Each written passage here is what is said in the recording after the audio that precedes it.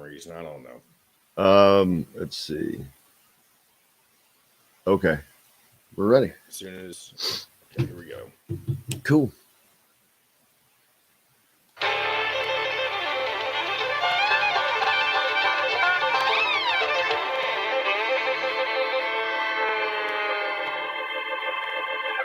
Well, we're coming to your city. Gonna play our guitars and sing you a country song. We'll all be flying higher than a jetliner. And if you want a little bang in your yin yang, come along. Come on, welcome to the Golf Club at Eagle Point Studios on this Monday. Of course, brought to you by the great folks at Andy Moore Honda Bloomington, Bloomington's #1 Honda dealer. Jim Coyle with you here. Be joined later by Charlie Miller, Jim Reamer, and Jake from the J-Boys show.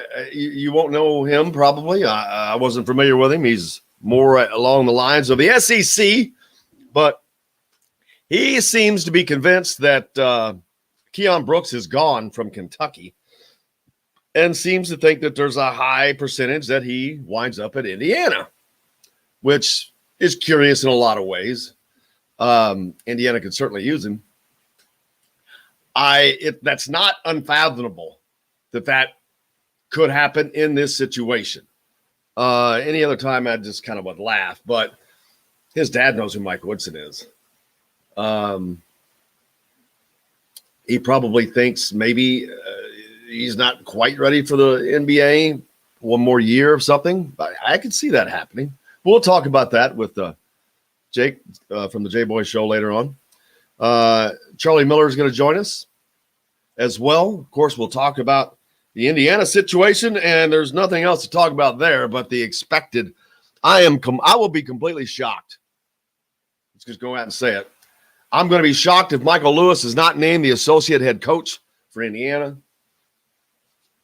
Everything is perfect. Timing is the first thing I'm going to talk about.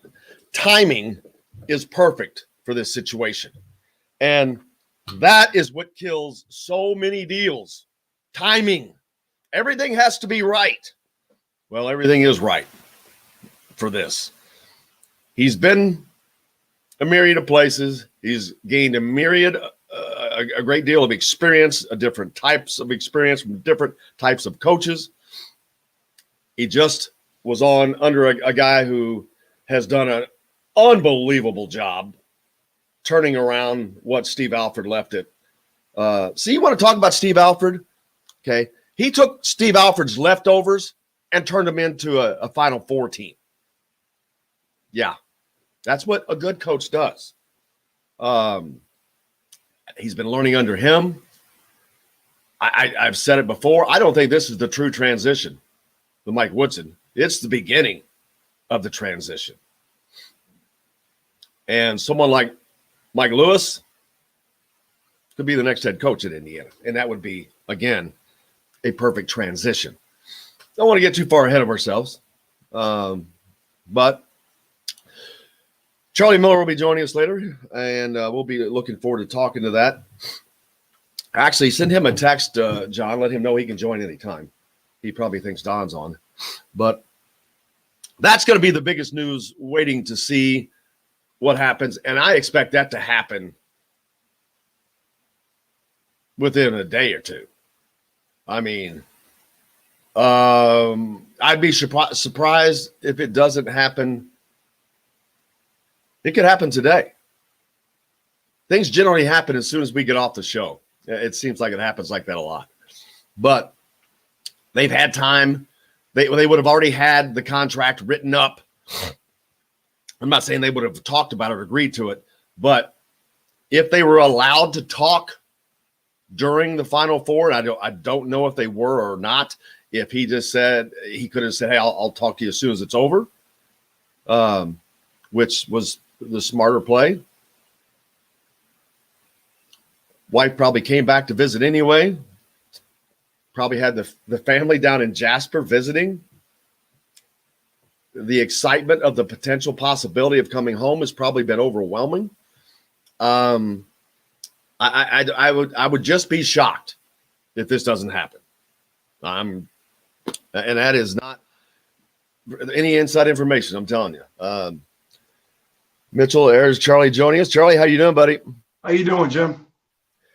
Great. Yeah, I was talking about basketball. I'll get back to that, but I do want to talk about Mitchell Page. You know Mitchell? He was after you.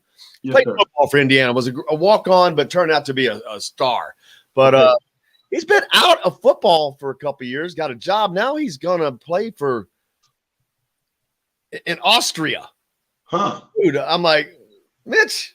So we gotta get Mitch on. I wish I'd have known that. I'm gonna text him and see if he's available this morning. But I'm gonna tell you something, man.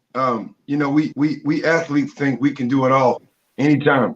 I'm not trying to say he's not in shape, but that's what happens, right? You get out of the game, you miss the game, and I know for me, Jim, if you were to ask me what I miss the locker room.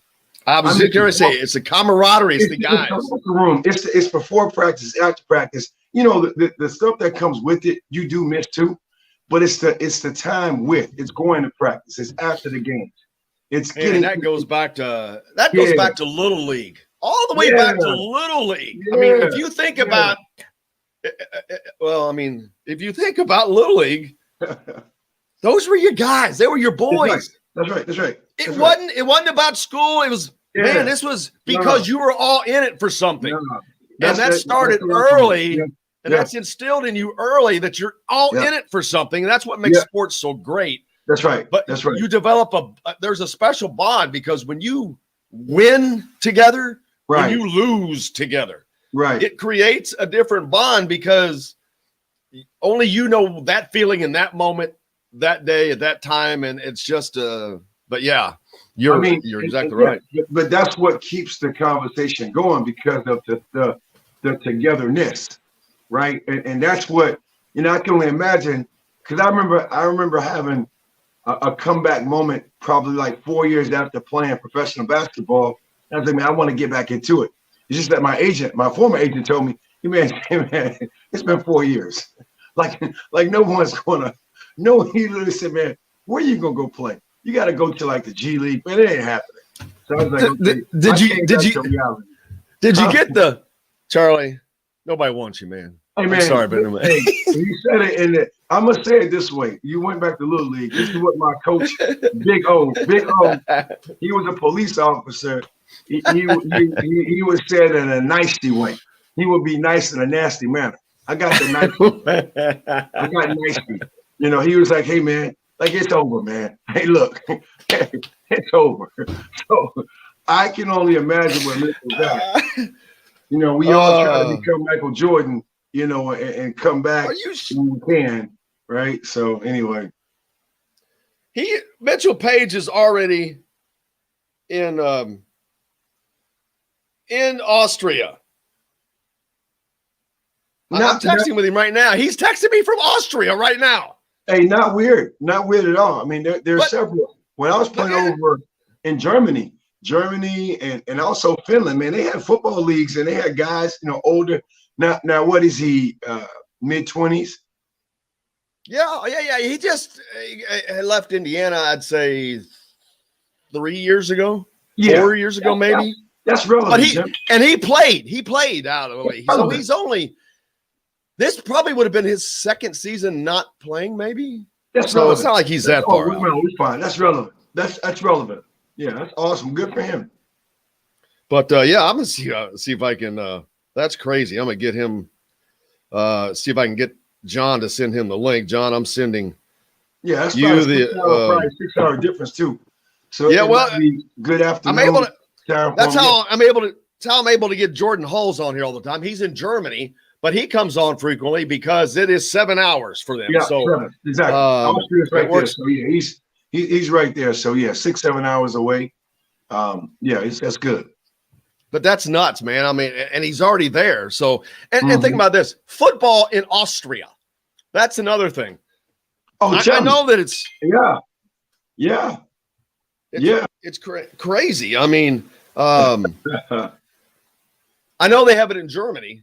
And American football, as they've tried to get it going, but it seemed like it wasn't really taking. But they have to like it because if they like rugby, man, football's 10 times better than rugby. especially if they really watch the hits. I mean, this is not. Forget the pads, man. Think of it. You know, with no disrespect, but the way you describe that is no different than having a, before MLS, Major League Soccer became something, right? It was more like that. It's more like a small group, 9 teams in one country playing for a cup. That's what they're calling their Pride Championship. So yeah, totally understand that. Michael Lewis had a great run with UCLA. How about the Bruins? Man, they came close.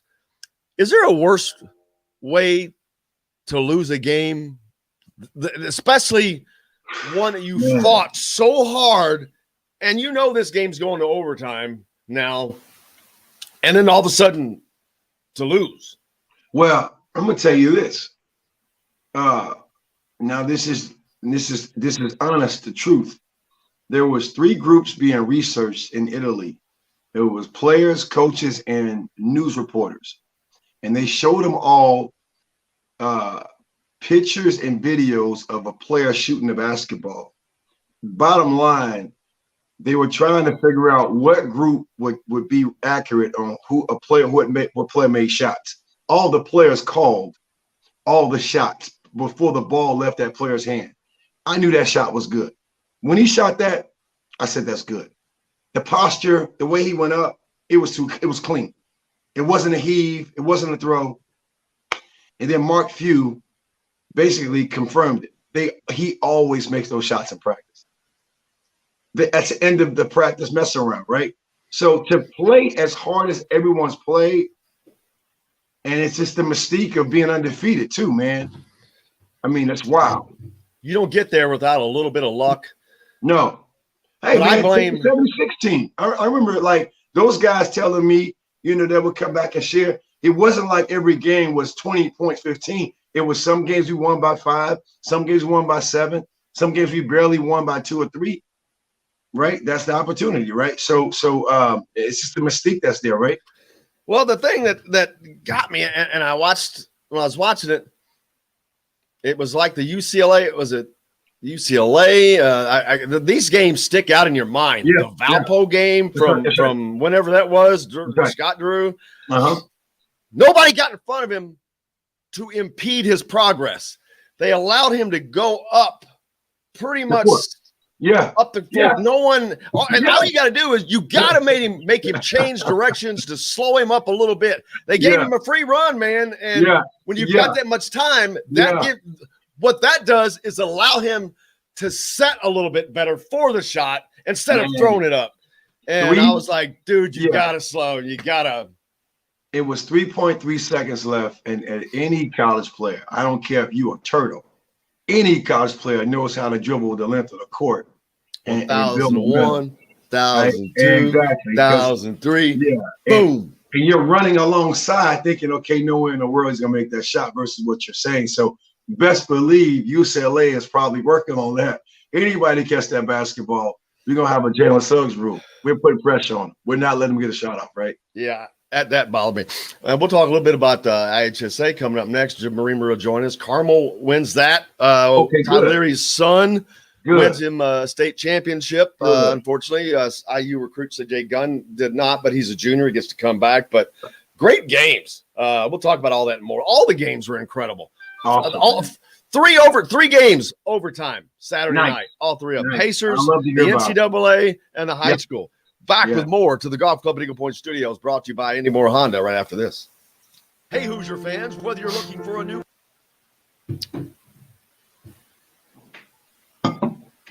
Is that to Mitchell Page? So that commercial is actually playing? Yeah, did you not want it to? Well, no, it doesn't. It needs the different music, and I'd rather do a live read than that thing run. But okay, sorry. I thought you just didn't want the old stuff to play.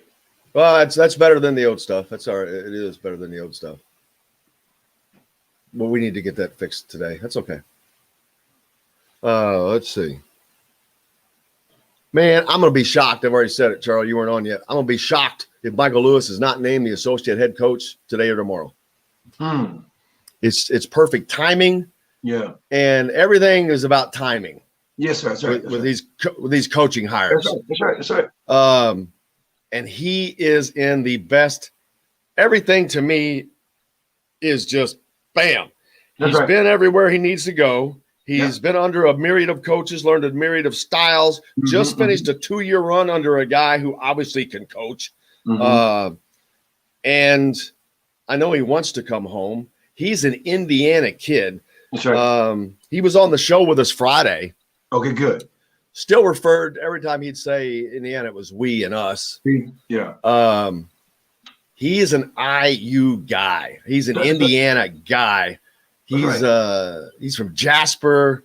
That's right. I mean, it's just. But another thing you got to think about, too. And he yelled at Bob Knight. Hey, well, that's right. And I got a piece of him in that that yelling, because I was the one who I put my hands around his neck. That's right. I just watched it the other day. I forgot about that. You grabbed him by the throat, man. Yeah, I grabbed him around the throat. And so we could talk about it online and have something to talk about. I'll save the story.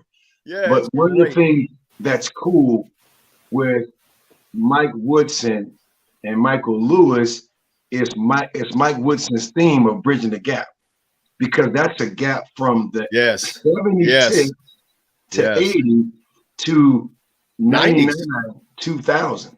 So now barring again the change of the helm from Crain, Sampson, Mike Davis in a sense, but there's a bridge of the gap, right? And I got a pretty interesting take I was thinking about.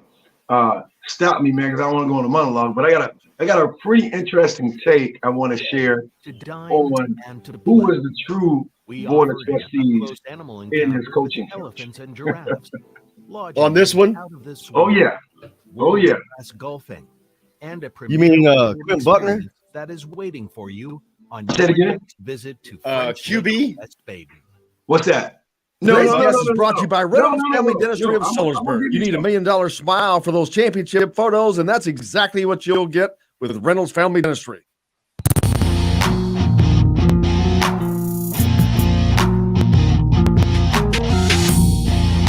Welcome back on this Monday to the Golf Club at Eagle Point Studios. Jim Coyle with you as always, brought to you by Andy Moore Honda Bloomington, Bloomington's #1 Honda dealer, Charlie Miller sitting in as always. And now we're joined by Jim Reamer from Quartzsite, Indiana. Jim, how are you, man? Doing well, man. How are you? Jim, how you doing? Good. Doing well. Saw Jim Saturday night at Bankers Life Fieldhouse, where an abundance of incredible basketball was going on in this city. On Saturday is crazy. The amount of games that were happening. I did not get over there in time to see the finish of the Silver Creek Leo game, Jim, but I know that it ended in crazy fashion with Leo just giving Silver Creek everything they wanted. Yeah, Davidson, Blake Davidson for Leo, who's their best player. He really struggled in the first half. He was 0 for his first 10. He ended up with 20 points, and that's the way he played in the second half is kind of the way he played all year. Although he kind of took it to another level, because I think at that point they were sending multiple people at him, and he just kept making plays. And the end of that game was a little interesting because Leo was down 3 with, I can't remember how much time was left, enough time to go down and maybe execute something. But Silver Creek was shooting a free throw, so they took a timeout. That was their last timeout, and they came out of the timeout. We weren't sure. We were talking about different scenarios. For example, if they went down and got a quick 2, and then maybe got to delay a game call, where you bat the ball away, and they hadn't had one yet, so they wouldn't get teched at the high school level for the first one. Wow. And maybe that was going to be an extra way to stop the clock, but then Silver Creek missed the free throw, so Leo has the ball down 3. They've got the ball where they want it. Davidson has the ball, and all of a sudden, DJ Allen, who's fantastic, had a fantastic game, especially defensively. Trey Kaufman goes 5 for 17 that game, and a lot of that is just DJ's presence. DJ's going to be a Division I football player at 6'8". I knew that name sound familiar. You all talked about it before. Yeah, we have. Yeah, he's going to have a chance to be really good. I'm assuming a defensive lineman, but anyway, so DJ flashes to the rim Silver Creek's not guarding anybody inside the 3-point line. And they threw it into DJ, and he scored. So now they're down 2 with about 4.5 seconds left, and the clock just winds down. The game's over.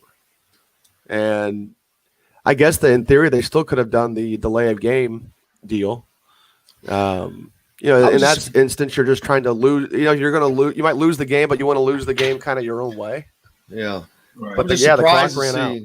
Silver Creek, they're loaded. I mean, Trey Kaufman, probably Mr. Basketball, Cooper Jacoby, 18 and 18 at guard.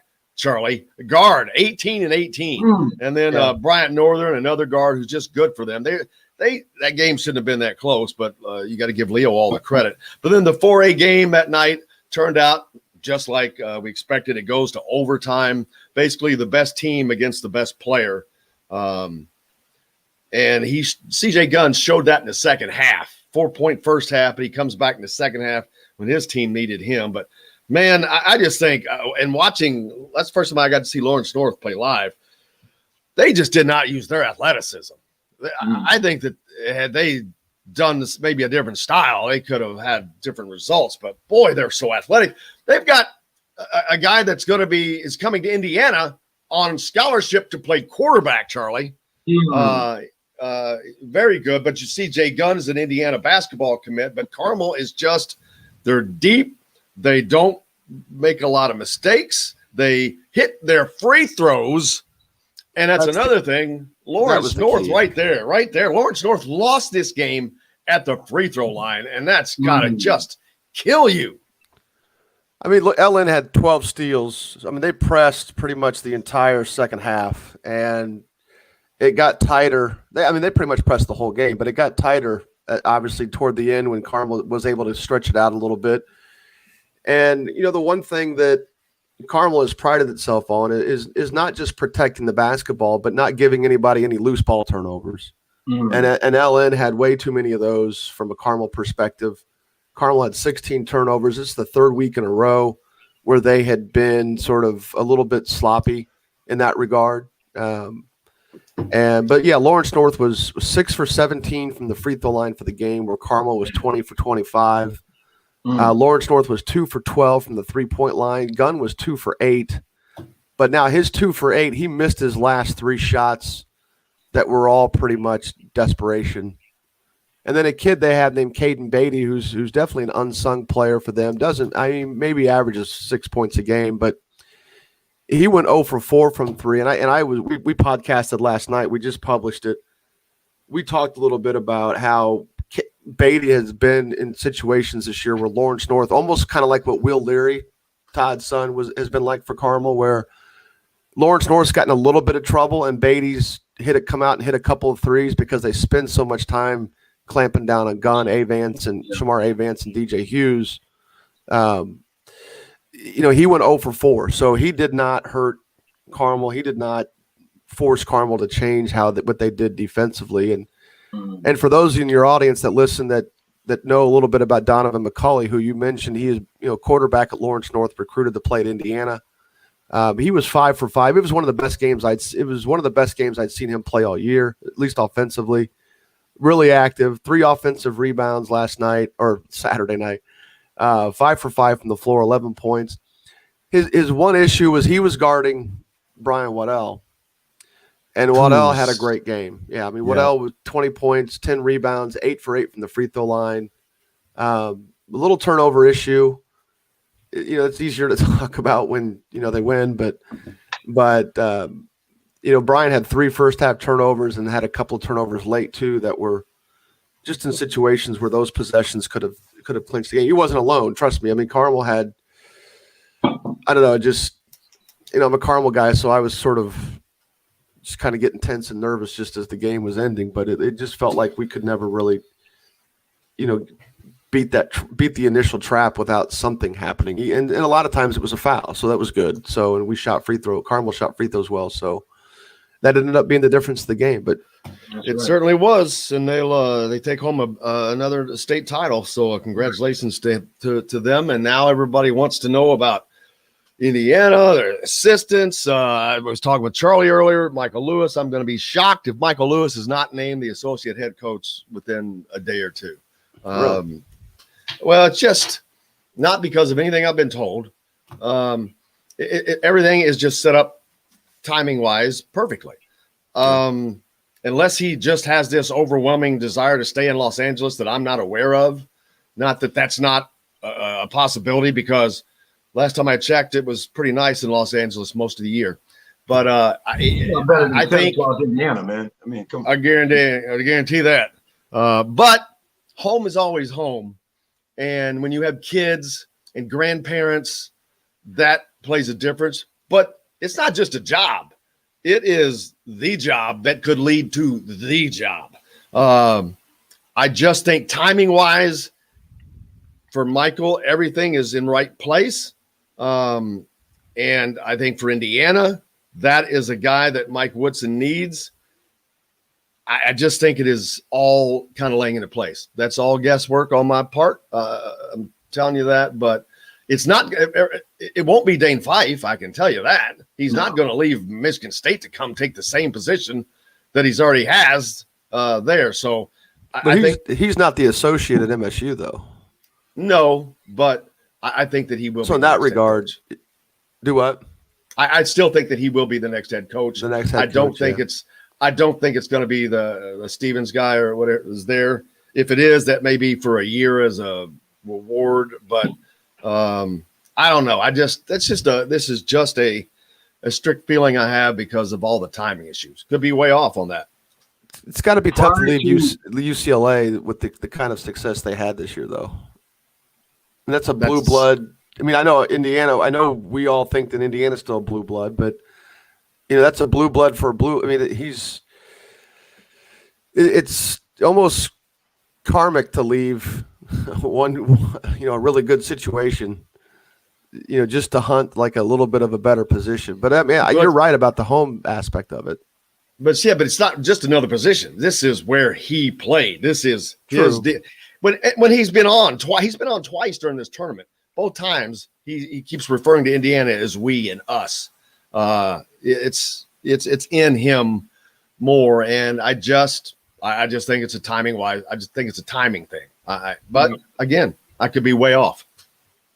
Yeah, just as if Dane is. I don't think Dane's leaving the state. You guys may have not known this. Dane was talking to Michigan prior to Beeline. I heard that. Okay. And then I just see the fit. If you want to go with almost like I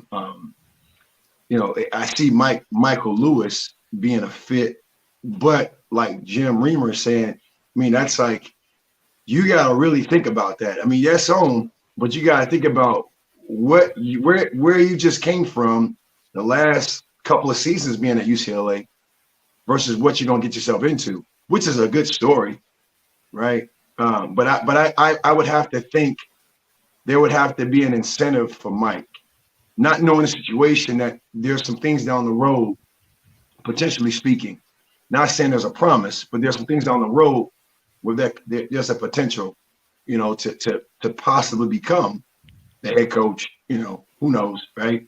Years later. Well, yeah, I mean, you got to get some. I shouldn't say you gotta, but what would that be? That would be just in terms of that if Woodson, if Woody brought in a guy from with an IU background, that there would be support from him, right? But do we? I mean, that's assuming we think Woodson sees a shelf life on his coaching that falls short of death, right? Because he's 63, and I mean, I don't know. Like, I never thought about coaches' ages. Right? Yeah, like I never thought about anybody's age, because I was like, Coach is 80 right now. Coach Knight's 80. He was in his 60s. I mean, I don't know, whatever. But anyway, I just never thought about that, and I don't know if that really plays a role. He took the job when he was 29, though. Coach Knight. That's he was 29 when he came from Army. I may have that off by a year, but I feel pretty good. He was 29 when he came from Army, off a losing season, no less. Imagine doing that now. Yeah. Imagine bringing a low D1 head coach. Yeah. The first non-IU graduate ever hired to be Indiana's head coach. Oh, really? And it was Bill that Mallory. And it was the great Bill Mallory who recommended Coach Knight. Really? Really? Yeah. It was Bill Mallory who recommended from Ohio State. Yeah, it was Bill Mallory. So or Woody Hayes?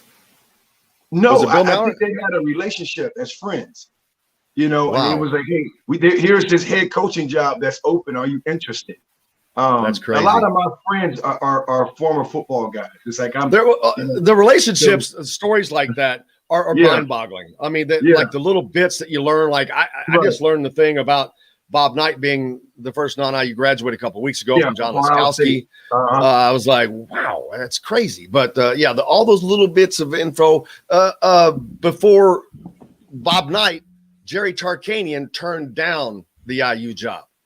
Then John Beeline was passed over after Knight. There's so many. It's crazy. The story is just fun to talk about. It all interweaves. And I wanted to say this to you earlier, Jim Coyle. I was talking about, who was the real board of trustees I felt. Oh, yeah. Right. And now here's my interesting take on who was the real board of trustees outside of a Quinn Buckner. I think it was the fans and former players who really did a good job of saying what we want.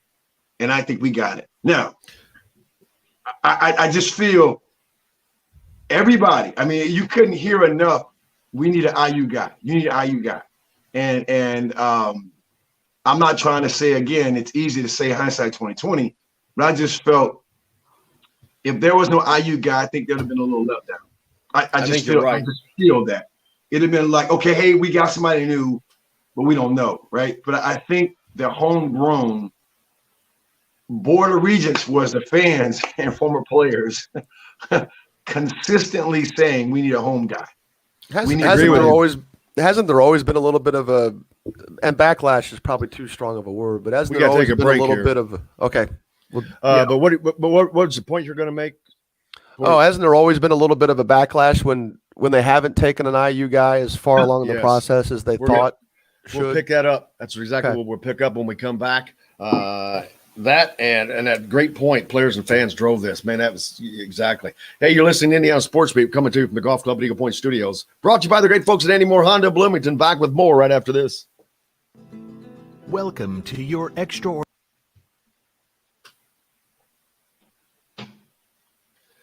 There's a guy joining us later, Jake Crain. He has the J-Boy show. He's more SEC in Atlanta.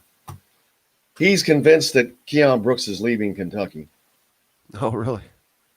And coming to Indiana, 80%.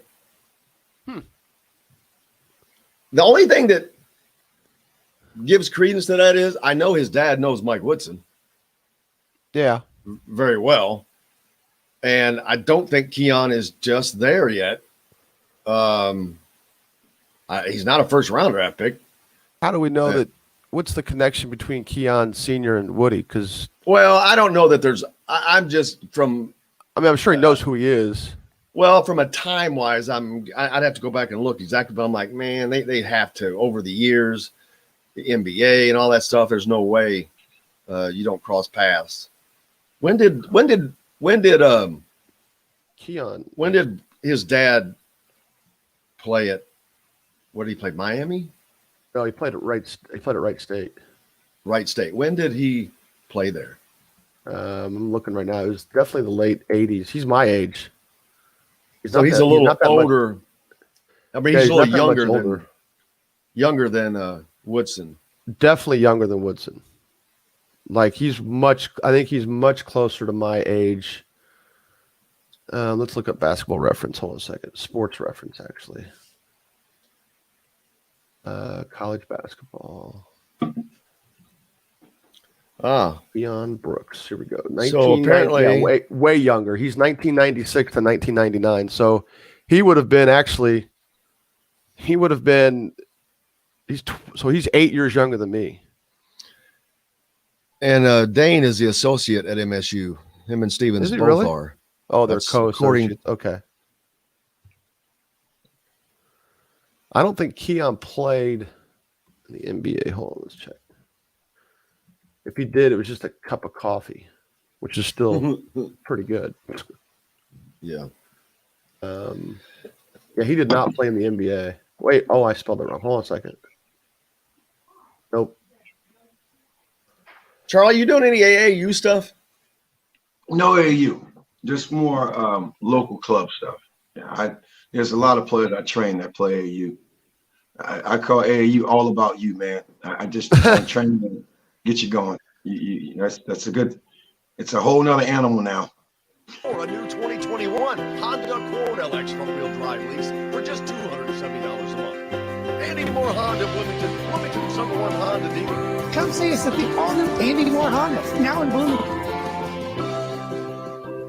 This segment is brought to you by Bubba's 33 in Clarksville. Pizza, burgers, beer.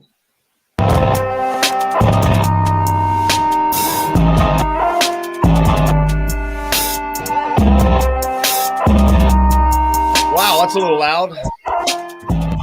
All right, welcome back to the Golf Club Eagle Point Studios, brought to you by Andy Moore Honda, Bloomington. Jim Coyle with you as always. Charlie Miller sitting in as he does as well, and Jim Reamer joining us as he does too. On this Monday, we're talking about all kinds of things basketball related. We were talking about something when we left off. Jim, I interrupted you. Now I already forgot. Oh, it was a little bit of and again, backlash is probably too strong of a word, but maybe a little bit of blowback. When an IU guy, the last couple of times there's been a hire, hasn't gotten the type of respect that some of the former players thought they should have. And and it's not unanimous. It's usually just sort of grumblings like, oh yeah, Right. well, they don't really consider us when they make these decisions Right. but never, but I agree with Charlie. It definitely was a stronger influence or a stronger voice this time, at least outwardly. Well, part of it is there was an absolute edict of no Bob Knight guys. That's true. There was like, you cannot bring in an IU guy or a Bob Knight guy, which pretty much eliminated all IU guys because it was a 30-year run.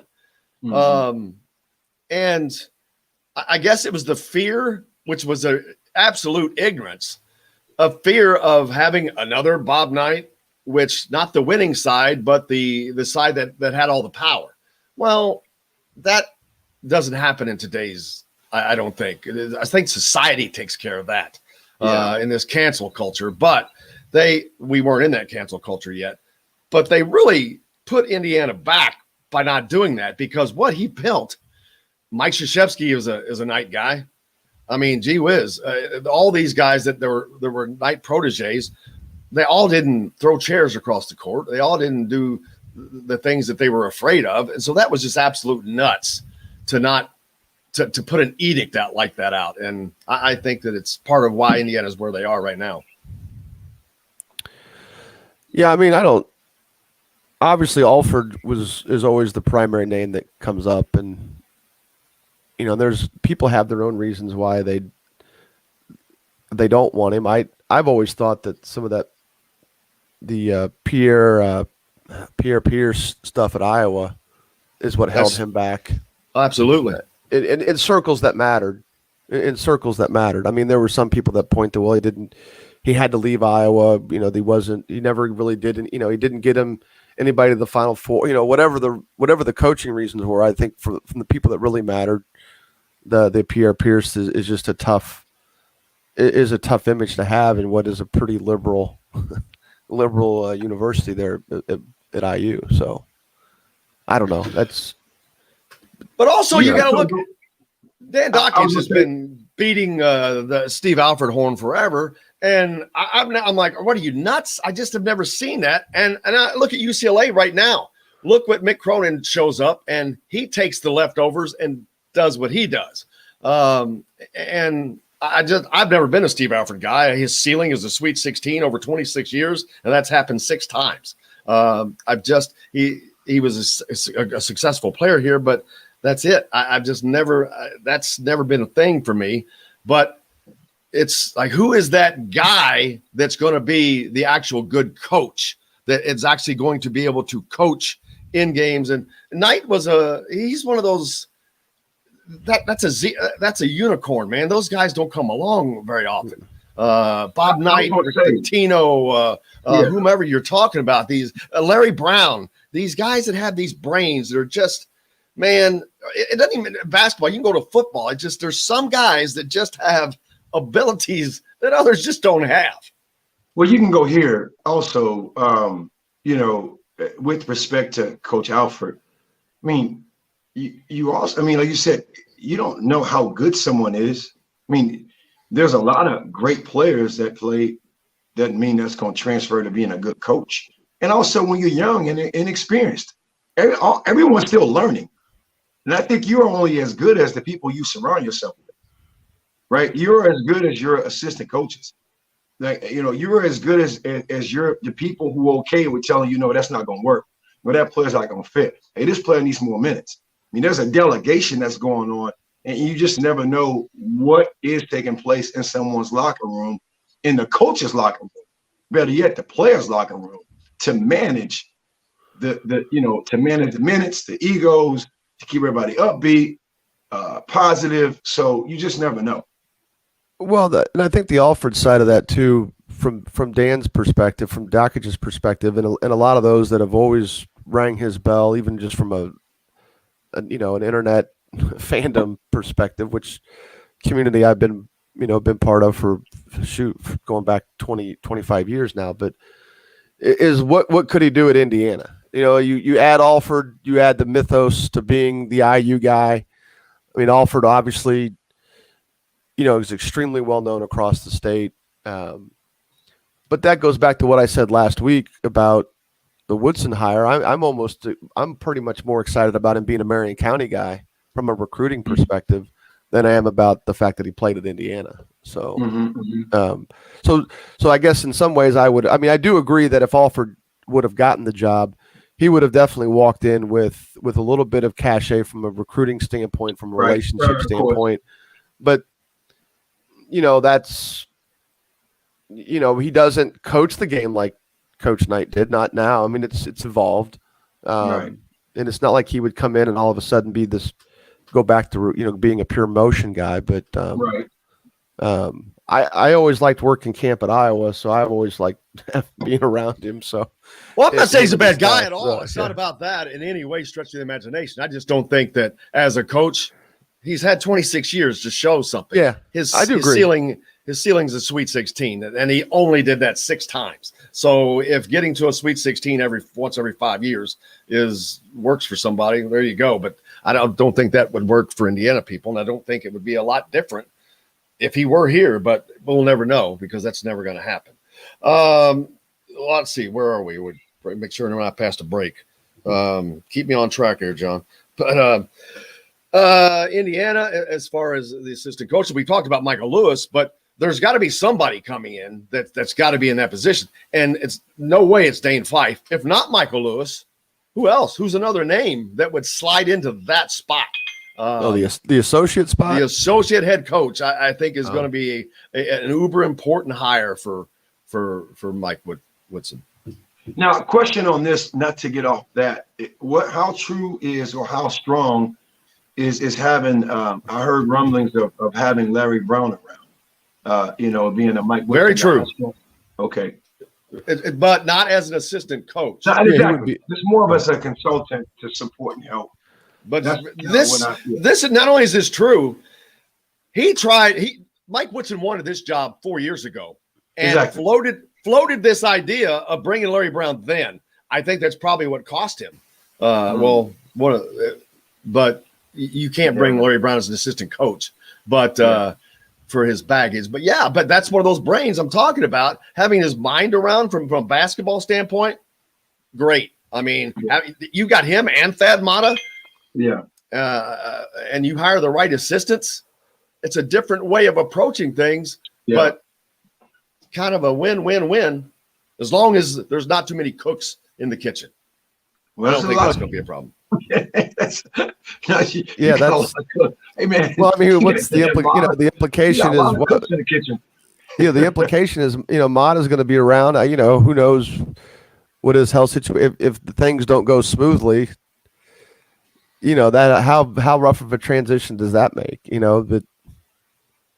don't know. The associate head coaching, as much as I would have not favored just because of his resume, the talk of Chaney being the head coach at Indiana, I fully would be great if he would be one of the assistants.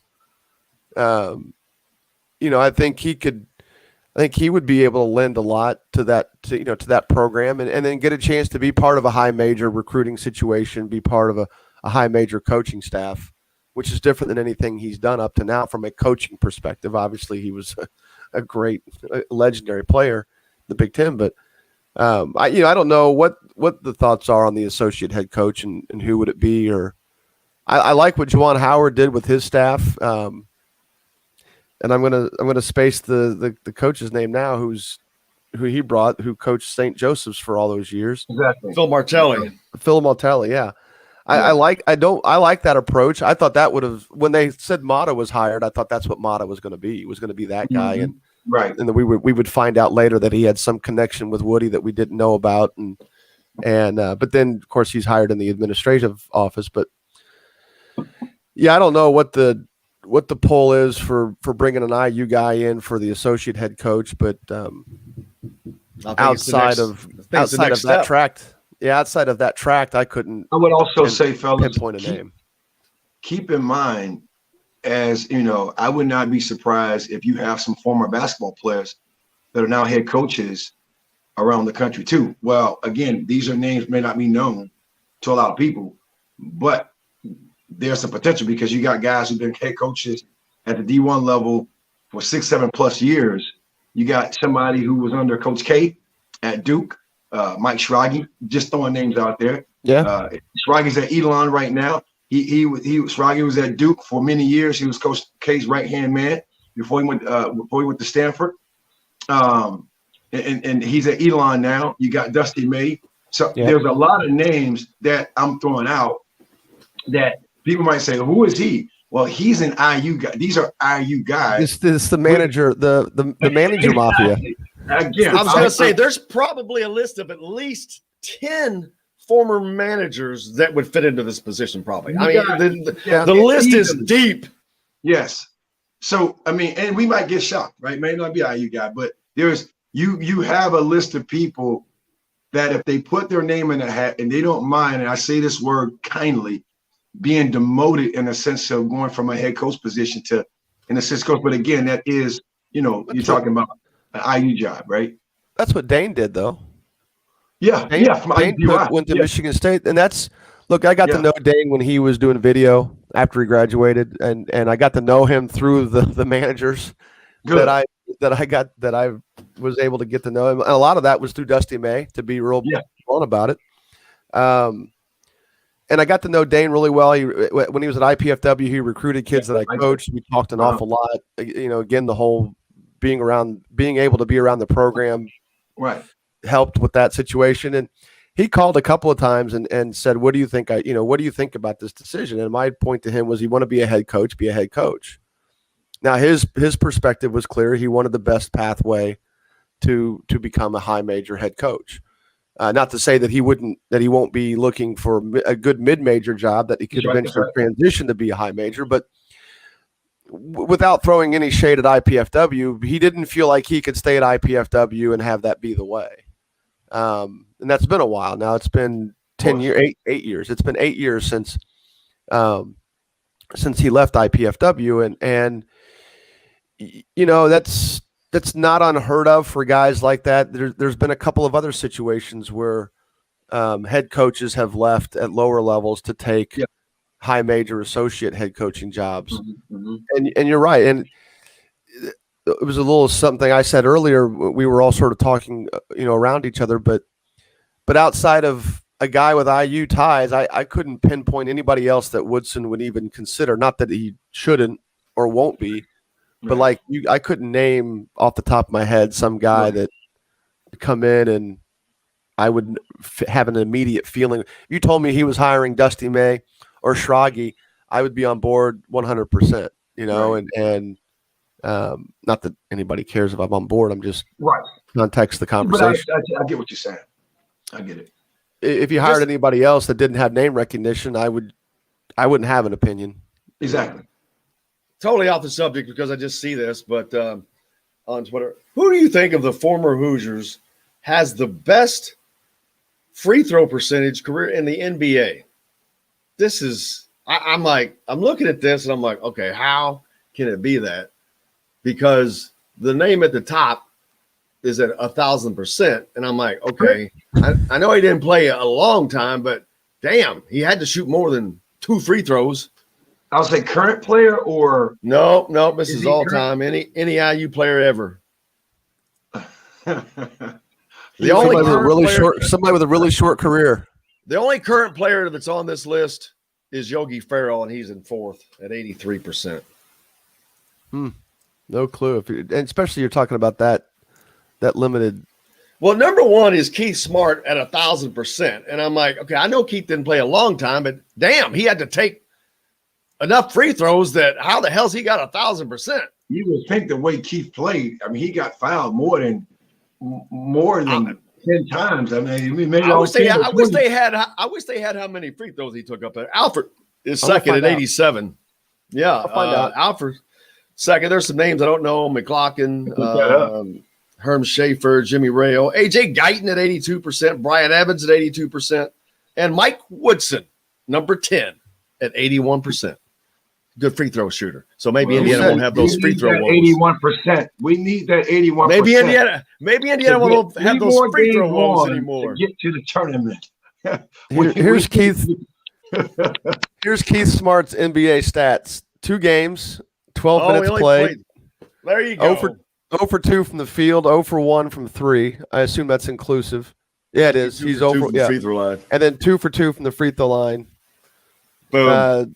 1 rebound, 2 assists, 2 turnovers, 2 points. So there's no minimum. Book it. Well, we'd have to put a minimum on it. Yeah. Yeah. I'm sorry, Keith. You're a great one, but we'd have to kick you out of that club. Oh, we didn't even talk about Keith as a potential. We didn't even talk about him. Yeah, We that's And the lack of consideration that he seems to have gotten is actually the story to me. His name just didn't come up much for some reason. I don't know why, but it did not. I don't know why. As a head coach, I mean, it came up, but it was never really. It didn't seem to be batted around a lot. But Yeah. he got an interview, so there's probably other people that we're not talking about as much that we don't really know about. So. Mhm. But yeah, maybe he's happier in the NBA game as well. Again, not a lot of college there, and I think that the Mike Woodson older guy to get a younger guy in is making more sense to me now as we Of course. Yeah. get Yeah. closer. So I get that. I get that. That's where they're headed. But Yeah. but they got to fill in the rest of the blanks. He's got to get his players locked in. We haven't talked about Trace Jackson Davis is coming back. We both spaced on that. He announced that the other day. Huge part of the pie for Mike Woodson. that wasn't your lead. Yeah, no, it was not. I thought. Dude, there's been so much going on. The That's NCAA, the state finals. It's like that. That's when stuff like that gets buried. And when stuff like that happens on a Friday, it drives me nuts because then so many things happen afterwards. I try not to have an opinion on that because that's a new thing, this transfer portal. Because it's I've got a few. Because got a few opinions. I do too. But it's like but I want to be a person of my word. Like I said a couple weeks ago, it's like you have that right, but it's like, why is that news to say I'm coming back? All good. I understand why. Please, I get it. Right? I get it. Right? Undecided. You want to see who's coming in, how they can help you probably get to the next level, whoever you might be. But now you want to come back. It's like, wow. It's like, damn, why would you even consider leaving? But I don't mind when there's a coaching change, guys entering in, because it is the only official way you can talk to other programs and make yourself available.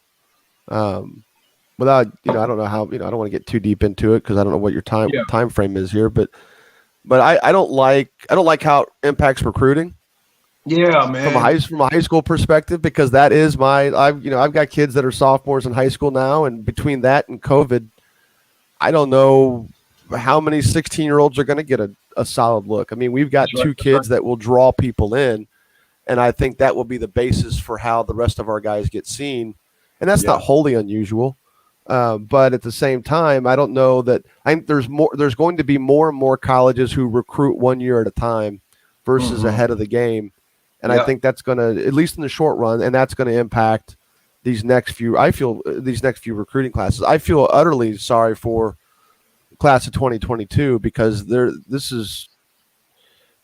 are the guinea pigs for all of this, as far as no coaches on the road because of COVID. Now you're going to have all these transfers. And if you're Indiana, Trace is coming back. You need to fill at least a couple of these spots with some immediate impact players. Right. And you're not going to do it by recruiting. You're going to do it by getting a transfer. Yeah. Well, that's a perfect segue. We're going to talk about that exact thing when we come back. Is Keon Brooks a possibility? Man, we'll talk to Jake from the J-Boys show when we come back from the Golf Club Eagle Point Studios. Back right after this. Hey, Hoosier fans, whether you're looking for a Jim, you want me staying in, or what were you you wanting? Can stay on if you want, man. It doesn't matter to me. Okay, I'll hang around just to hear Jake, what he how has are to you? say. Man, I'm doing Jake. great. I appreciate you guys. Hey, can y'all hear me? Yep, I can hear you fine. On with us, former IU player Charlie Miller is How you on. doing, sir? All right. Doing great. And I Jim appreciate Reamer you guys letting me come on. from Courtside, Indiana, as well. Definitely. Oh, Yeah, excited to come on the way back to Atlanta right now. So it's always able to come on fun and talk some basketball. So your show's out of Atlanta, right? And you cover the SEC mainly. Yeah. Yep, it's out of Atlanta. We cover the SEC. We branch out a little bit. We've actually started to do it now a little bit more now that the show's gotten bigger. But yeah, man, we try and keep it centralized to the SEC, to the three major sports. But, as it continues to grow, we're going to experiment a little bit outside of there. Cool. Yeah, somebody sent one of my listeners sent it to me. They saw something about Keon and sent it to me, and I'm like, okay, that sounds like something to do. Yeah, no, I think it's going to happen maybe as early as today. Yesterday being Easter, but the guy who told me he hasn't missed yet for about the last 4 months, and he's really not allowed to. Because what's going to happen is Keon Brooks is 90% going to Indiana, and Kentucky's going to get Marcus Zagorowski from Crain. Well, that would make a lot of people happy if that were to happen, I'm sure. I don't know. He pissed a lot of people off when he went to Kentucky. Yeah. But he would probably make a lot of them happy coming back. Yes. And they'd welcome him back with open arms. Yeah. What? We're all talent whores. Winning whores, that's right.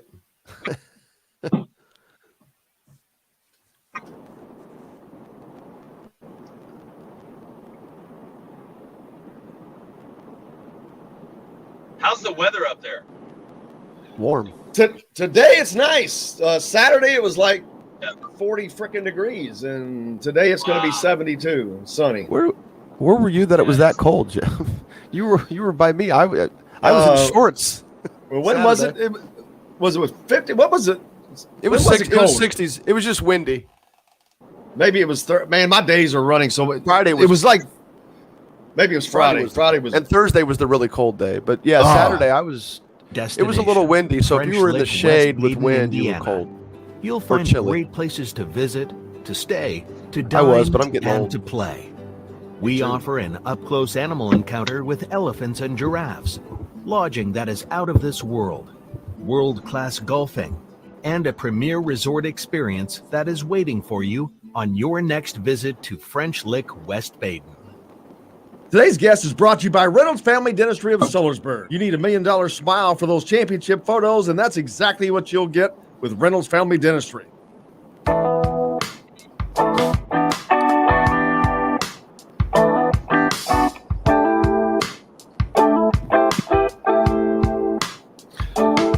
Welcome back to the Golf Club Eagle Point Studios, brought to you by the great folks at Andy Moore Honda Bloomington, Bloomington's #1 Honda dealer. Jim Coy with you as always, joined as we are on this Monday by Charlie Miller. Jim Reamer's with us, and now Jake Crain from the J-Boy Show in Atlanta joins us. Jake, how's it going, man?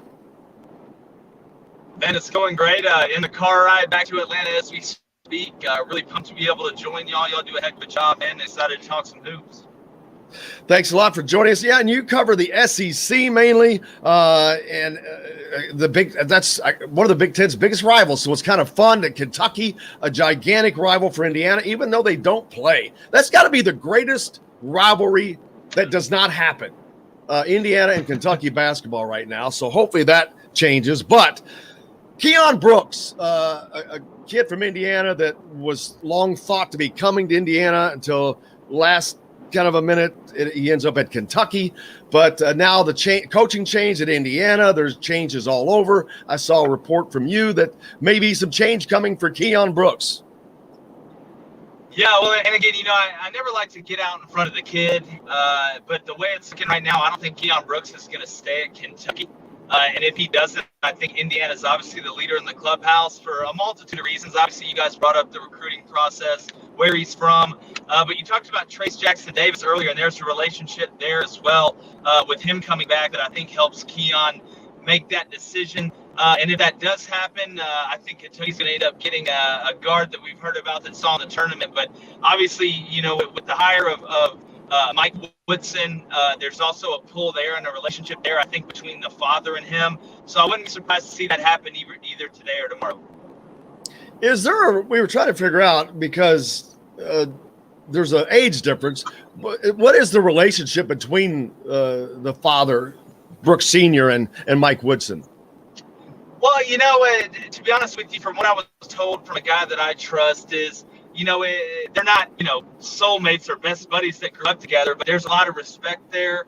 And I think, the way the transfer portal is nowadays, it's amazing how guys are leaving places and going to other places, but the way the relationships affect that, not only just with kids coming out of high school, but I believe there's been an acquaintance there before, some communication there before any of this even happened, and could be the straw that stirs the drink when this decision gets made. Charlie? Yeah, I tell you what. I mean, going right back to that transfer portal, it's like, and I don't question it, but it's now, and this might be a different take, the level of commitment, kind of keeping one eye open, because if situations don't really fit you as a player, that might be a possibility because of the transfer portal. But I digress my point on that. But it's just interesting to hear what you're saying.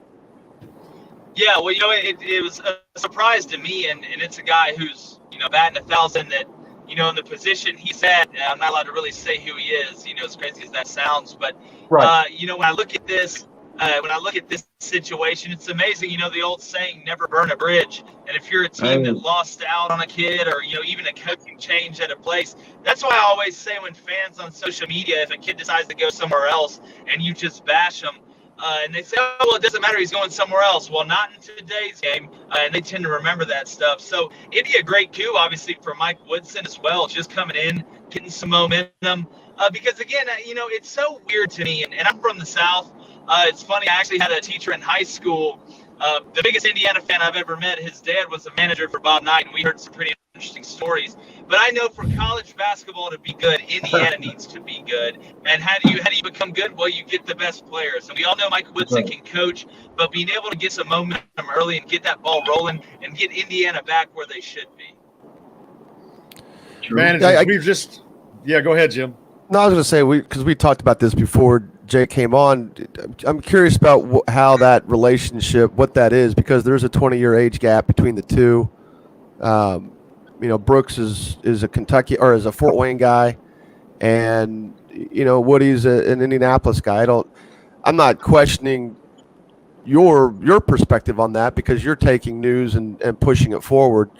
I'm just curious how that relationship came to be, what it is, because it just when Jim Coyle was talking to me about that, I thought Keon Sr. was my age. I'm 51. He's not. He's even 8 years younger than me. So Woody's old enough to be his dad, and I'm curious along the way or something. I don't know. There wouldn't have been. I mean, Keon summer Sr. camps, but just being from Indiana, knowledge, everybody knows everybody. But regardless, it would be a curious. It would certainly be something that has never happened before. Well, wholly buy into the Trace Jackson Davis connection because those two guys did become pretty close friends, playing together for a year, and sometimes those kids, like, we've figured out even at the NBA level, those guys, the best players get together and talk about playing together and figuring out ways to make it happen. So. And let's see what happens next for them. And you said you think this is going to happen potentially today, Jake? Yeah, I think it's probably going to happen in the next 2 to. Yeah, I think it's probably going to happen in the next 2 to 3 days. That was kind of the timeline.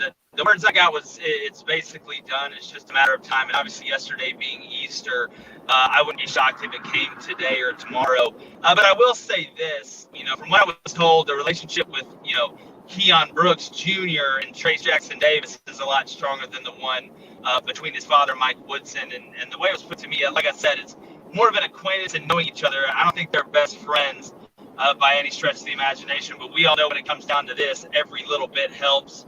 And if there's been any communication or a mutual respect, because again, people can be friends that are 20 years older than each other. I got a few older guys that I talk to that I consider friends. So at the end of the day, I would say the Trace Jackson Davis relationship is more. And at the end of the day, that's all you need. If the kid's comfortable and he's the one that's got a hand in the decision, especially when it was close as it was when Keon Brooks Jr. was deciding between Indiana and Kentucky, and now it's basically a free for all. You don't have to worry about the conference rule having to sit out a year because they're obviously different conferences, even though the SEC is going to pass the rule that the ACC did on April 17th.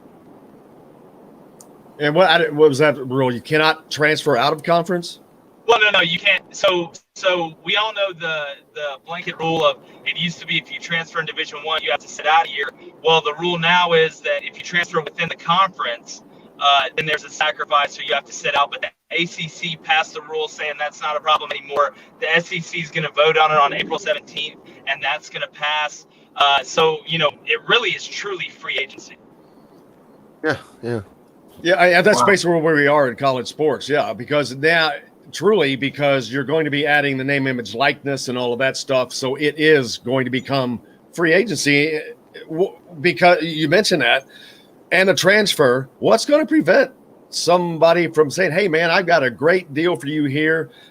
We've got a car dealer that wants to pay you $100,000 to be his guy for your senior year if you come up here. That's a shame, but I see that coming. Yeah, nothing. It's just legal now in some places. But when I look, it's just legal now. It's always been. You look at the recruiting pitches. It's been facilities and location and playing time and the type style you run, whether it's football or basketball. Now it's going to be, I'm going to go here and Gatorade's going to pay me this much, or I'm going to go here and Reebok's going to pay me this much. So it's just like anything in recruiting, it's always evolving, and whatever coaches are able to organize it the best and be able to subsidize it the best and explain it to the parents. I'm going to put my money on Nick Saban. He's probably going to be the best at it. But, at the end of the day, the recruiting pitches have changed. And I think what you're going to see, I'm very interested to see how the smaller schools handle this. The bigger schools that we all know have all the money and stuff like that. But now, especially in basketball, the thing that worries me is, and I know there's 357 Division I teams and all that stuff's great, but what's going to stop there from being super teams? And that's what worries me about the college game. And now you have the transfer portal, and they say, wait a minute, well, I'm at place A, and we're good, but we're not that great. Well, place B just signed 2 5-stars in this class, so I'm going to go there, and we're going to be a super team and team up with another transfer. It just worries me to death, to be honest with you. Sounds like football is right now with Clemson, Ohio State, and Alabama. I mean, there are 3 super teams, and then there's everybody else. But speaking of the SEC and Alabama, they bring in Nate Oates. They pay him. They've got the money. They pay him. They keep him. And the SEC somebody wants to be good in basketball besides Kentucky. And this may be that time that shift is coming. I think that next year will be Calipari's last year at Kentucky, without question. And I don't know which direction they go next, but other schools are tired of it being Kentucky, and they've got the money. So they want a piece of that basketball pie. Yeah. Yeah, well, as the guy that covers the SEC, and I said a couple months ago, I think in the next 3 to 5 years, the SEC will be one of the most dominant conferences in college basketball. And they really decided this about 4 to 5 years ago. And they started hiring coaches. If you look up and down the league now, I mean, you go all the way from, think what you want about Calipari, but you got guys like Bruce Pearl and Nate Oates and Rick Barnes. And I mean, the worst team in the SEC was coached by Jerry Stackhouse. So that kind of lets you know where they're at. And when you hire coaches like that, and you have the money the SEC has, you're going to get better facilities because those coaches aren't going to stay if you're not giving them a best chance to win. And when the SEC makes their mind up that they want to be the best at something with the money, we all know the passion down here. It's really a matter of when, not if. And it's really good for the SEC because if you look at the draft right now, there's SEC guys all up and down it. But from a depth standpoint, outside of Kentucky and Florida over the past decade, nobody's really been very good. And you look this year, you have Florida was okay. They've been all right. Mike White, I think, is kind of on the hot seat there. They need to start doing something. But Kentucky has a down year, and you still have 6 teams in the tournament. Now, I'll say this about Nate Oates. A lot of those guys he won with this year, and you win in the tournament with veteran guards, I think you guys would agree with that, were guys that Avery Johnson signed. You look at John Petty. You look at Herb Jones. You go down the list, Alex Reese, guys like that. I'm interested to see now if Nate Oates can make that transition. I love the Primo kid. I think he's ultra talented. They've recruited pretty well. I think Charles Badacchio is going to commit to them Tuesday. But they've got to get some interior players because if they lost to UCLA, but if they ran up against Michigan, Dickinson, who's basically, if you put ornaments and presents underneath him, he's a Christmas tree, would have had a field day. Charlie? Yeah, I'm froze. Okay. Well, you look good to me, but it's still going. Yeah, Cool. go ahead. Oh, I thought it was because that was such a good answer. My bad, man. I thought you were No. That was great. No. Everyone's still on my camera. Everyone's still. Yeah, no, we're all good. It's all good. But let's take a quick break, come back and finish out. We've got a few more minutes to finish out the show, and we'll talk about some more of this. And Indiana potential's coming back. Christian Lander, we don't know about him yet. Armand Franklin. Those are 2 important pieces for this team. Back to the Golf Club at Eagle Point Studios, brought to you by Any More Honda right after this. Hey, Hoosier fans, whether you're looking for a new or... Jake, you got a few more minutes? Oh, yeah, definitely. I was going to say, if you're not, you can go, but appreciate it. No, man. No, anytime, man. I appreciate you guys having me on. Charlie's in Dallas, actually. Okay. Oh, but no, man, I got to tell you this while we're on break. I'll never forget. So the teacher I had that was a huge Indiana fan, I mean, he had just moved down to Alabama from Indiana. And he told this story about his dad, was the manager for Bob Knight, talking about how one of his dad's jobs was to restock the towels in the bathroom, in the shower area, at the arena. And I guess one day he forgot, and his dad was out doing something, fixing a court, and he hears somebody walking out, and he turns to his left, and it's Bob Knight standing at center court, butt-ass naked, yelling at him, where's the towels at? I was going to say, I guarantee he was naked, wasn't he? 100%. I knew that. 100%.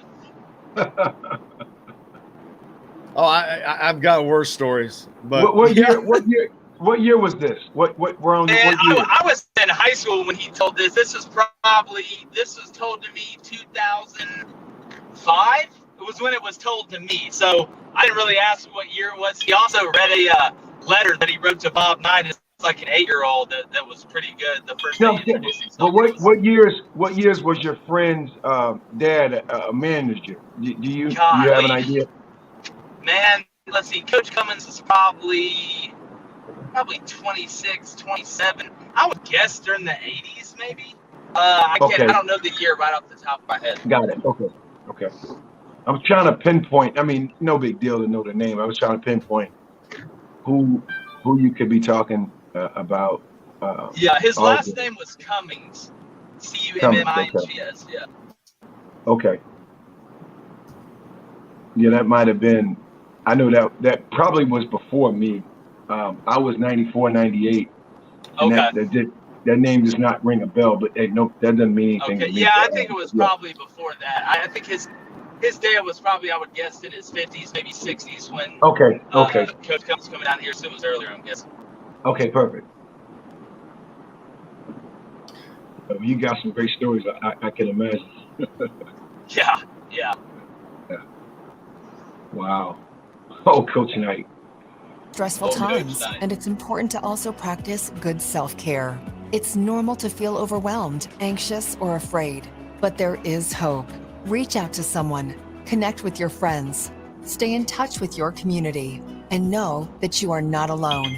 Learn more at wearebroadcasters.com/hope. Furnished by the National Association of Broadcasters and this station. This segment is brought to you by Bubba's 33 in Clarksville. Pizza, burgers, beer.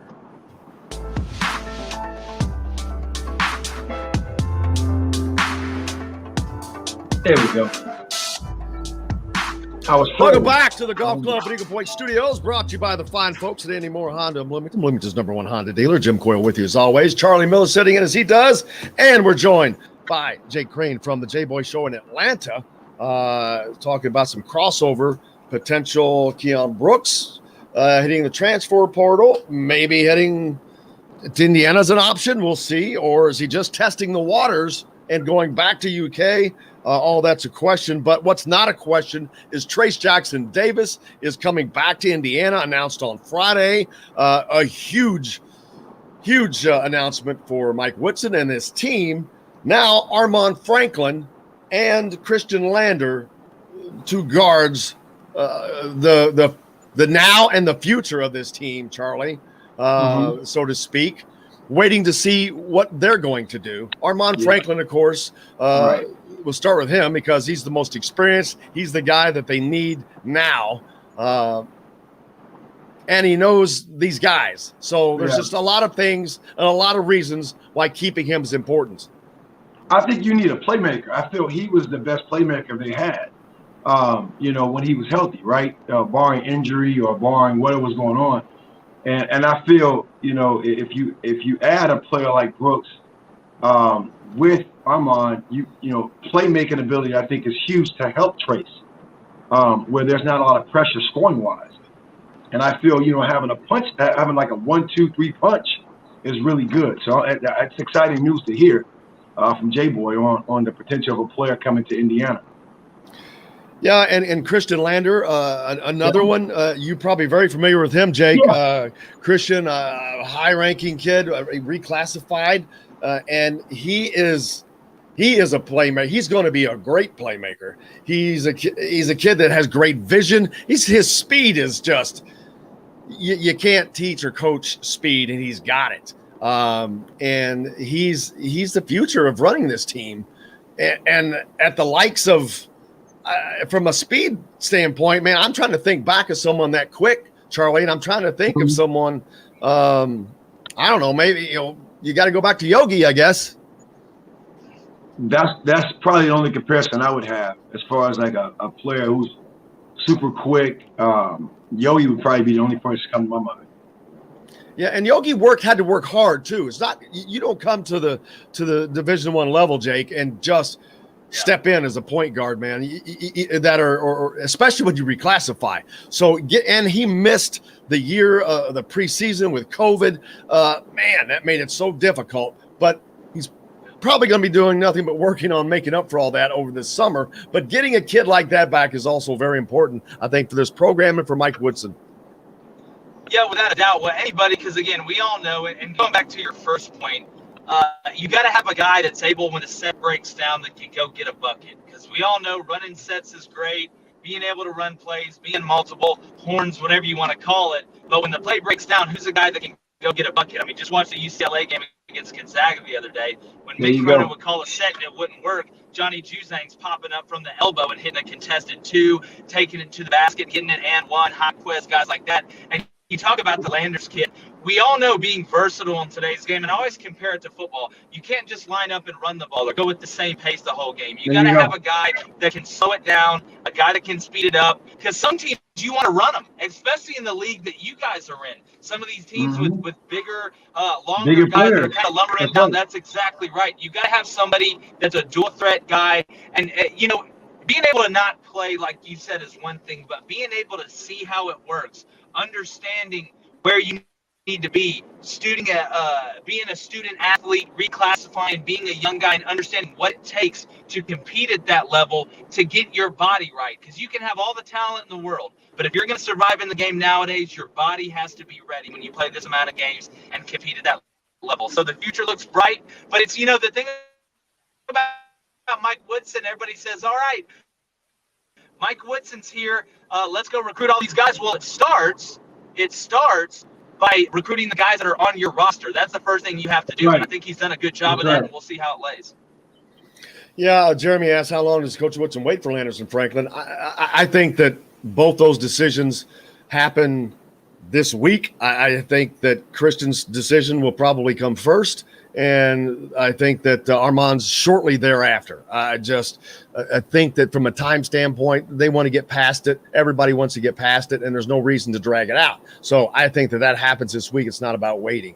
And that's that. Then let's don't forget, there's a pretty big game tonight. The national championship going on, Gonzaga and, of course, Baylor. I'm trying not to be a fan, but as an Indiana person, I definitely want to see Gonzaga go down. I'd prefer not to see that 76 Hoosiers record fall, but I think Baylor is they definitively can do it. Anybody can win this game, but I think Baylor showed in what they did to Houston that if you give them a chance, they will punch you right in the mouth and just keep swinging. Yeah, I think going back to what J-Boy talked about in this day and age, and I think we were kind of talking about this before, Jim, weeks prior, you got to learn how to break the offense. You cannot be predictable. You got to go make plays. And to me, that's where basketball is at. It's good to run. Like you said, man, you named it. You nailed it. Horns and the handoffs and the dummy motion offenses. But all of a sudden, Juice coming out of nowhere, popping up, going one-on-one, making a play. But it fits. It fits. It's a style that you understand. Everyone's a KYP, know your personnel. You know he's going to do that. And I feel with Baylor, anybody can go get a bucket. I mean, they got guys from off the bench ready and hungry and player ready. The player readiness is high, right? So it's going to be an interesting dynamic tonight to see, both styles of play and what's going to come out on top. But I'm with you, Jim, and I'm going to have a bias. I don't want Gonzaga to win. I don't. And you're right there where Baylor is too. And yeah. I don't want to see that. Go Baylor. Go. Yeah, I'm not gonna lie. I am definitely pulling for Baylor on this. You probably have no preference, Jake. Well, I'm going to be honest with you. One of the radio shows I go on and pick Baylor to win it. If they win, I win at TV. So I'm rooting hard for Baylor. I'm not going to lie. But when I watch this game and I think about what's going on, if you look at Gonzaga. And I thought UCLA did a really good job of answering them, because Gonzaga will go on these runs and these other teams go, 3-4 minutes without scoring. Right. Then you look up and they're down 9, they're down 11. But what Gonzaga's been able to do is they tend to get a lot of easy baskets, whether it's Suggs driving, whether it's Timmy positioning. Ajayi, I think, is the straw that stirs the drink. Everybody talks about Suggs, and rightfully so. I think he's the best player in the country. Drew Timmy, I call him Mr. Fundamental. Anybody at that level that wears a headband and high socks, it's going to be a problem. Right. But what Baylor does is they extend you on the three-point line, and they can win in multiple ways. The best compliment, and I coached college football for 9 years, 5 the Division I level, and the best compliment that you can give a team is they can beat you in multiple ways. Baylor was down 7 to Villanova at halftime, couldn't hit water if they fell out of the boat. Well, they made a decision that, hey, Villanova's just not going to score anymore. And Villanova scored 21 points in the second half. Baylor ended up covering. So what I'm interested to see is, number one, how the game's going to be officiated. I think in today's game, that's a huge part at the end of the day. And number two is, when Baylor is on offense, are they making threes or not? Because while you can slow Gonzaga down, I don't think you can stop them. But the biggest matchup is Ochoa and Drew Timmy, because Baylor is physical as hell. They're built like a football team. And I promise you this thing, Scott Drew's team is not afraid of Gonzaga, and they will not come out timid. And I would not be surprised if you saw Davion Mitchell try and take the first drive to the rack and see if he can't put somebody on a poster to send a message. Right. One thing I also want to bring up too, you bring up Baylor and Gonzaga. One of the things I noticed about Gonzaga, and this is like one of those intangibles, may not get a lot of talk about, but they cut hard after the pass. Yeah, and I think that's where that's where teams go on those lulls, but then Gonzaga ends up getting a lot of easy baskets because they understand how to space. And when you're in a long closeout situation, it's easy to shoot. It's easy to attack you. And then you got somebody like Drew Timme, Mr. Fundamental around the rim, who grew up in Dallas, Texas. I know his father extremely well. And that's kind of where you get hurt. So I'm curious to see short closeouts, how tough they're going to play Baylor. And again, establishing referee, you got to make adjustments because we're going to play, no holds barred defensive, having that kind of mentality. And both these teams have big guys. And by big guys, I mean big guys. Yeah. Charlie, to your point, not only do they cut hard, they catch the pass. And a lot of teams the big guys have struggled catching the pass. They catch the pass and they finish around the rim. I think that's what separates them as well. But you're exactly right. Nobody cuts harder at different points during different possessions than Gonzaga does, and that's how you score 90. And that's what happened to UCLA in a sense. You had a great run, but you went into a scoring lull right before the end of the first half, and here Gonzaga come making threes. Again, untraditional players making threes, right? So again, you give them room and space to stick around, and then I'm not gonna call it luck, right? But luck happens, right? But yeah, so it'll be interesting to see tonight the small details of every possession matters, every catch matters, every square up matters, every little detail that I get tickle pink on as a player development coach, J-Boy. All that stuff matters to me. No doubt. And Jake, one more. I want to clear up one thing too, Jake. And you never said that Keon was in the portal. You expect him to go into the portal. No. Yeah. I expect him to go to the portal. He's not in the portal yet, no. Yeah, and that's what I'm trying to clear up to comment. Expecting to go in a couple of days, but that's it. That's not. Yeah. He's not in there, and didn't. So I just want to make sure that you guys know that.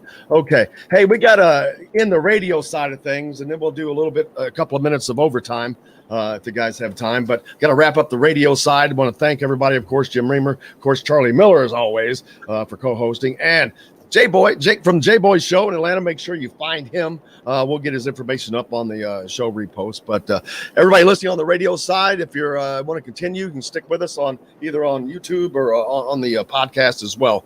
Indiana Sports Beat Radio going for there. Other than that, we appreciate you guys. Make sure you go out, do something nice for someone, wear your mask. And until tomorrow, I'm Jim Coyle. I will see you on the radio.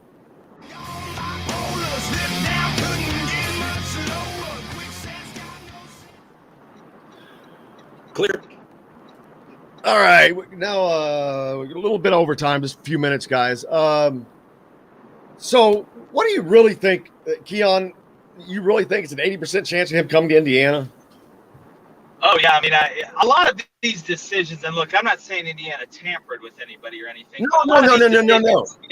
That would be natural. Before the kid, a lot of these decisions get made before the kid even enters the portal. Now, some don't. Whoa. But a lot of kids aren't going to go into it blind. You know that as well as I do. So I think there would be a plan in place.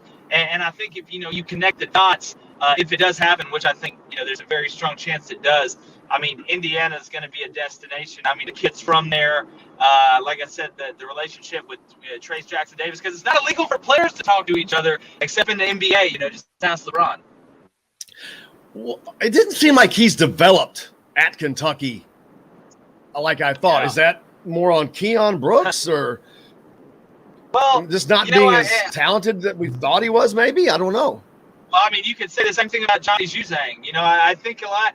To be honest with you, Calipari at Kentucky, I don't think has won enough championships or done enough to be able to be talked about the way that he has. I mean, you win one national championship, and that's a lot because Anthony Davis was an unbelievable player at the end of the day. So there's a lot of heat in Kentucky right now.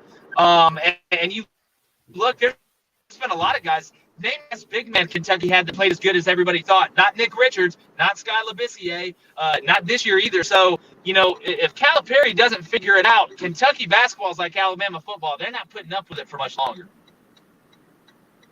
Yeah, I agree. That's why I said I think that his next year is his last year for certain. But we'll see. But yeah, I'm looking forward to tonight's game. I really hope that I think Baylor is going to I think Baylor's going to win. I'm going to bet on Baylor. I don't bet on games a lot. I'm going to bet on this game just to have a little more skin in the game. But I'm looking forward to it. I'm looking forward to finding out about the assistant coach for Indiana, if it's going to be Michael Lewis. We talked about that, Jake, before you came on.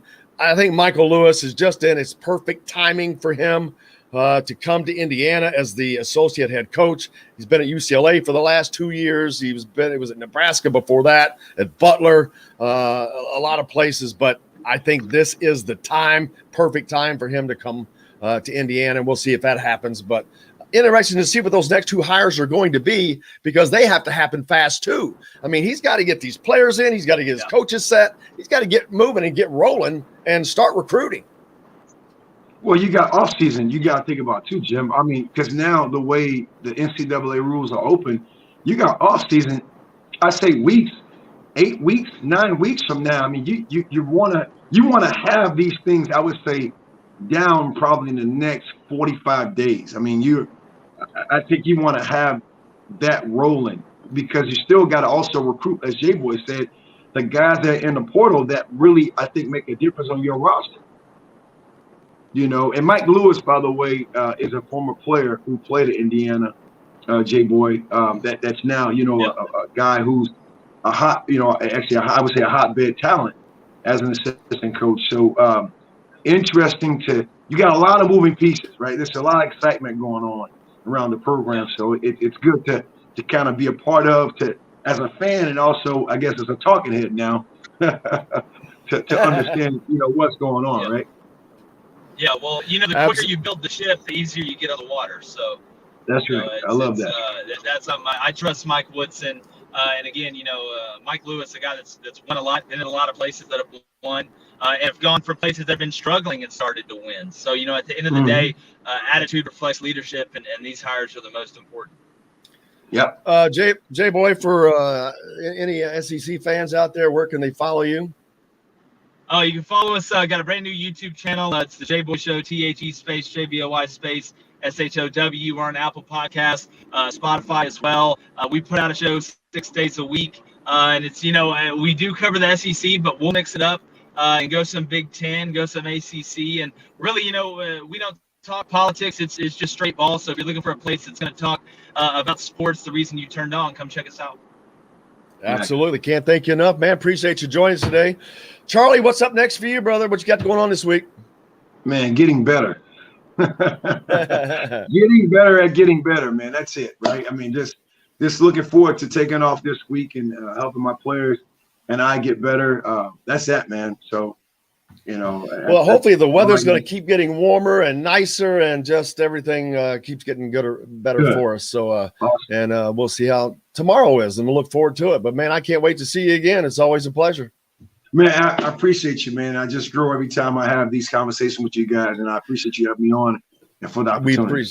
We appreciate you more than you know, man. Charlie Miller joining us here on Indiana Sports Beat as we've come to you from the